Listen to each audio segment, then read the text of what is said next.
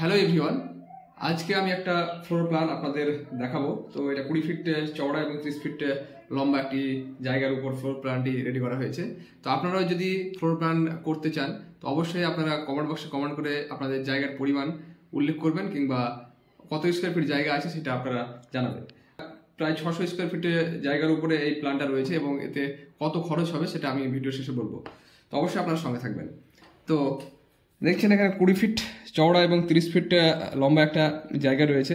প্রথমে এখানে দেখতে পাচ্ছেন যে এন্ট্রান্স, এটা দিয়ে কিন্তু ভিতরে যাওয়া যাবে। সিঁড়ির নিচ দিয়ে কিন্তু রাস্তাটা করা হয়েছে এবং এখানে দেখছেন যে এটা 7 ফিট চওড়া একটা সিঁড়ির জায়গা রয়েছে। তারপরে দেখছেন যে এখানে dining cum living 11 feet 3 inch by 10 feet 6 ইঞ্চির একটা যথেষ্ট বড় এখানে করা হয়েছে।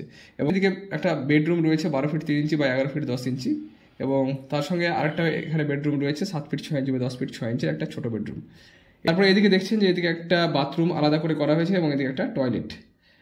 3 ফিটের একটা প্যাসেজ রয়েছে এবং 7 ফিট 6 ইঞ্চি বাই 6 ফিটের একটা কিন্তু এখানে কিচেন করা হয়েছে। আর এখান দিয়ে কিন্তু পিছনে যাওয়ার একটা রাস্তা রাখা হয়েছে। 600 স্কোয়ার ফিট জায়গার উপরে এই প্ল্যানটি তৈরি করতে আনুমানিক 10 থেকে 12 লক্ষ টাকা খরচ। এরকম যদি আপনারা ফ্লোর প্ল্যান বানাতে চান তাহলে অবশ্যই আপনারা কমেন্ট বক্সে কমেন্ট করে জানাবেন।